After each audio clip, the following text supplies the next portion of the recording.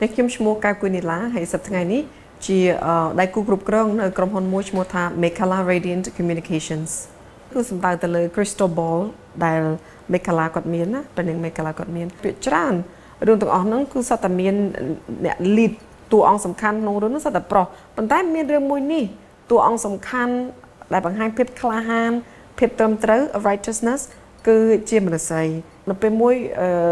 ដែលខ្ញុំមានឱកាសបើកក្រុមហ៊ុនខ្លួនឯងខ្ញុំគិតថាខ្ញុំចង់បង្កើតអីមួយដែលតំណាងនៅអ្វីដែលជាជំនឿរបស់ខ្ញុំ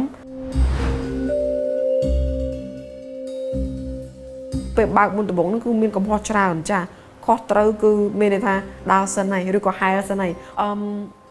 អញនិយាយថាពេលនោះគឺជាពេលមួយដែលបងមានអារម្មណ៍ថាចង់លះបង់ណាព្រោះវាពិបាកមែនតើយើងត្រូវរៀនអីថ្មីទាំងអស់ចាគ្រាន់តែយើងសម្លឹងមើលទៅការងារហ្នឹង pile of workload ហ្នឹងគឺយើងចង់លះបង់បាត់ហើយប៉ុន្តែអ្វីដែលធ្វើឲ្យបងបន្តនៅហ្នឹងគឺដោយសារសួរខ្លួនឯងថា why did you start it in the first place ចាព្រោះយើងម្នាក់ៗយើងត្រូវមាន goal ចាគោលដៅរបស់យើងក្នុងជីវិតអញ្ចឹងណាអញ្ចឹងវា align ជាមួយនឹង goal របស់យើងគឺយើងនៅបន្តចា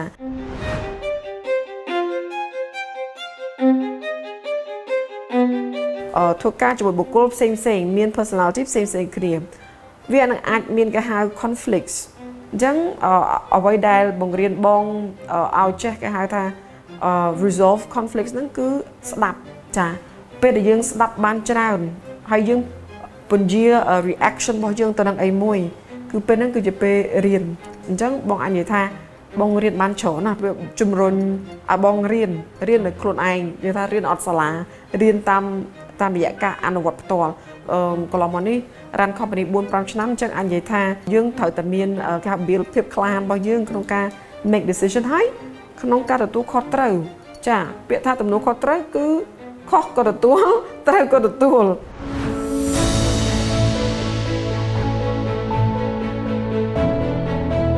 ចឹងបងគាត់ថា gender វាមិនគួរជា determine វាជាកត្តាកំណត់លើអីមួយទេមិនថាមនុស្សស្រីឬក៏មនុស្សប្រុសអាចមានភាពជាអ្នកដឹកនាំបានដូចគ្នាចំពោះស្ត្រីមាន expectation ច្រើនណាភាពការរំពឹងមកលើស្ត្រីច្រើនមែនតើចាអញ្ចឹងអ្វីដែលបងសង្កេតឃើញថាធ្វើឲ្យស្ត្រីខ្មែរឬក៏ស្ត្រីទូទៅហ្នឹងមានភាពខ្លាំងជាអ្នកដឹកនាំហ្នឹងគឺដោយសារយើងមានភាពអត់ធន់ patience ភាពអំណត់បរោះគាត់ bring in another perspective ស្ត្រីគាត់ bring in another perspective អញ្ចឹងកាលណាដែលយើងមានការ perspective from different genders អញ្ចឹងធ្វើឲ្យសង្គមរបស់យើងកាន់តែ inclusive ចាមានន័យថាយើងចូលរួមបានទាំងអស់គ្នាដើម្បីយើងសម្រេចគេហៅថាគោលបំណងរបស់ប្រទេសជាតិយើងកាលណាដែលយើងមានការចូលរួមពីអ្នករាល់គ្នាបងជឿថាការអភិវឌ្ឍនឹងទៅមុខចា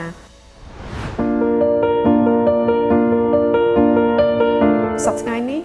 បងស្ថិតក្នុងដំណាក់កាលមួយដែលបងសប្បាយចិត្តទៅនឹងអ្វីដែលខ្លួនមានចាមួយទៀតមិនត្រឹមតែពង្រីក business ទេចង់ពង្រីកចំណេះដឹងរបស់ខ្លួនទៅថ្ងៃមុខហើយនឹងបន្ត mentor students ព្រោះដោយសារបងកំពុងបង្រៀននៅសាលាហើយចង់បន្តផ្ដល់គេហៅថាជា mentorship and any support that I can have to the young generations of Cambodians ចា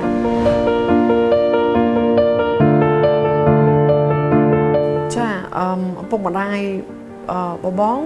តែតែផ្ដល់ឱកាសឲ្យទាំងកូនស្រីទាំងកូនប្រុសហើយគាត់ជំរុញជាពិសេសកូនស្រីខ្លាំងជាងគេគឺគាត់តែតែប្រើពាក្យថាបើសិនជាយើងចង់រស់នៅដោយឯករាជ្យភាពយើងត្រូវតែប្រឹងរៀនចាឯករាជ្យភាពហ្នឹងមានន័យថាយើងរស់នៅយើងពឹងពាក់ទៅលើសមត្ថភាពរបស់យើងគាត់អត់បានរៀនខ្ពស់មែនប៉ុន្តែគាត់មានចំណេះដឹងចាអញ្ចឹងជាកត្តាមួយជំរុញឲ្យបងរៀនដល់ថ្នាក់អនុបណ្ឌិតហើយមកវិញក៏ចាប់ផ្ដើម start up business នេះខ្លួនឯងអញ្ចឹងហើយក៏មានបំណងចង់ទៅរៀនថ្នាក់បណ្ឌិតទៅថ្ងៃមុខដែរក្នុងចិត្តនៅតែស្រឡាញ់ការរៀនសូត្រស្រឡាញ់ចំណេះវិជ្ជាហើយចង់បង្កើនចំណេះវិជ្ជាឲ្យបានច្រើនជាងមុនទៅថ្ងៃមុខចឹង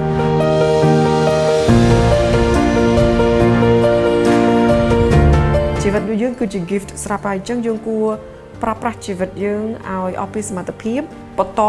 chase your dreams ស្វែងរកនៅសុបិនរបស់យើងពិតប្រាកដវាមាន ups and downs វាត្រូវតែមានហើយវាអត់អាច up all the time ទេ ups វាជាគេហៅ